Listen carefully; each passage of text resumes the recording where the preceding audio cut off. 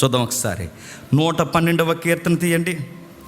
112వ కీర్తన 112వ కీర్తన మొదటి వచనం. యెహోవాను స్తుతించుడి.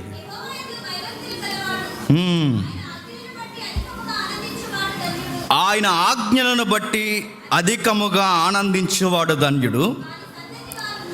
వాని సంతతి వారు భూమి మీద బలవంతులగుదురు. యథార్థవంతులు వంశపు వారు దీవింపబడి. ఎంత బాగుంటుందండి ఈ సాంగ్. మీకు ఎప్పుడైనా అవకాశం ఉంటే గోల్డ్ కలర్తో రాయించుకొని ఇంట్లో అలా ఎవరైనా ఇంట్లోకి వచ్చిన వెంటనే కనబడేలా పెట్టుకోండి. ఎవడైనా ఇలాంటివి చేసేది ఎవరైనా నాకు కూడా చెప్పండి, నేను కూడా ఒకటి చేయించుకుంటాను.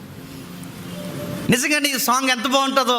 ఆయన ఎంత ఎలాంటి వాగ్దానాలు మనకి ఇస్తున్నాడు చూడండి. మన తదనంతరం మన నెక్స్ట్ జనరేషన్ బాగుంటుందట. ఇంతకీ మన యథార్థవంతులుగా మనం ఉంటే మన వంశాలు దీవింపబడతాయట. కలిమి సంపద మన ఇంట్లో ఎప్పుడు అలా ఉంటాయట, నిత్యము నిలిచుంటాయట. ఇంకా కింద కట్టినాడు, యథార్థవంతులుగా ఉంటే చీకట్లో మనమే లైట్ అవుతామంట. ఇంకా కిందకి మాట్లాడుతున్నాడు చూడండి. వారి కటాక్షము వాత్సల్యతయు నీతియు గలవారు, దయాళులను అప్పిచ్చువారు, భాగ్యవంతులు. వాళ్ళకుండే క్యారెక్టర్స్ ఎలా ఉంటాయట అంటే, చిత్తశుద్ధి కలిగిన వారి యొక్క లక్షణాలు ఎలా ఉంటాయంటే, వాళ్ళ పిల్లలు బాగుంటారు, వారికి చీకట్లో వెలిగిచ్చేవారు అవుతారు. ఇంకా చెబుతున్నాడు, వాళ్ళ వాత్సల్యం ఉంటుంది, ప్రేమ ఉంటుంది. వాళ్ళ గురించి మాట్లాడుతున్నాడు. దయ, కరుణ, నీతి, ఉదార స్వభావం, న్యాయపరమైన మనసు, ఈ లక్షణాలన్నీ కీర్తనలు కనబడతాయండి. కింది మాట అంటాడు, దుర్వార్త వాళ్ళకి వినబడినప్పుడు జడిచిపోరంట, కంగారైపోయారట, టెన్షన్ అయిపోరట. నీ మీదకి ఇలాంటి విపత్తు వస్తుంది, న్యాయపరమైన చట్టాలు నీ మీదకి ఇలా అమలు జరుగుతున్నాయంటే కంగారైపోరు. ఏమైపోతుంటే ఏమనుకోరట, నేను అలాంటి ఉన్నా నాకు తెలుసు, నేను అలాంటి ఉన్నా నా దేవునికి తెలుసు, నా దేవుని ఎదుట నాకు ఎలాంటి స్థితి నాకు వస్తుంది నాకు తెలుసు, నేనేం టెన్షన్ అవును అంటారట. ఇంకా కిందకి మాట్లాడుతున్నాడు చూడండి. వారి మనస్సు స్థిరముగా నుండును, తన శత్రువుల విషయమై తమ కోరిక నెరవేరు వరకు వారు భయపడరు. వారి దాతృత్వము కలిగి బీదలకిచ్చును, వాని నీతి నిత్యము నిలుచును, వాని కొమ్ము ఘనత రోజు రోజుకి హెచ్చింపబడును. భక్తిహీనులు అతని యొక్క అభివృద్ధిని చూసి చింత అయిపోతారట. నెక్స్ట్, వారు పండ్లు కొరుక్కుంటారట. ఈయన కొట్టకుండా తిట్టకుండా ఏమి అనకుండా ఆయన శత్రువులు ఈయన యొక్క సక్సెస్ని చూసి వాళ్ళే రోగాలు తెచ్చుకొని చచ్చిపోతారట.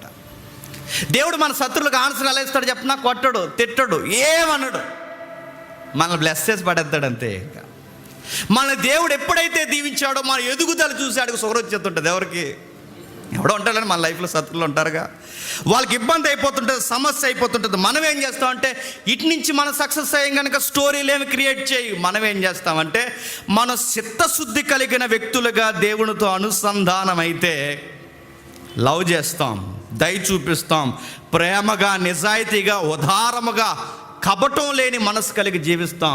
ఇవన్నీ మనకి ఎప్పుడు వస్తాయంటే, బైబిల్ చెప్తుంది, నాలో ఈ రోత స్వభావం పోయి, దేవుడికి నచ్చని ఈ కల్ట్ నేచర్ పోయి, యథార్థమైన లేదా జెన్యున్ యాటిట్యూడ్ నాకు ఎప్పుడు వస్తుందంటే, నువ్వు దేవునితో ఎప్పుడు బాగా కనెక్ట్ అవుతావో చెప్పండి, అప్పుడు వస్తుంది. ఇప్పుడు మళ్ళీ అడుగుతున్నాను, దేవునితో ఎలా కనెక్ట్ అవుతాం? కొండెక్కుతూ అవుతామా? నదికి వెళితే, ములిగితే, ఎక్కడో దూరంగా పోయి ఒంటరిగా ఓ పెద్ద కేక యెహోవా అట్ట అవుతావా? నీవే ప్రాక్టీస్లు అవ్వండి. దేవునితో నువ్వు ఎప్పుడు కనెక్ట్ అవుతావు తెలుసా? ఈ బైబిల్ని జాగ్రత్తగా చదువుకుంటే కనెక్ట్ అవుతావు. గుర్తుపెట్టుకో. ఈ వాక్యాన్ని చదువుకోవాలంటే, ఈ వాక్యాన్ని చదివిన వాడు దేవునితో మమేకమైపోతాడు, దేవుడితో కలిసిపోతాడు. దేవుడితో ఎవడైతే కనెక్ట్ అవుతాడో ఆ వ్యక్తుల్లోకి నేచర్ వస్తుందట.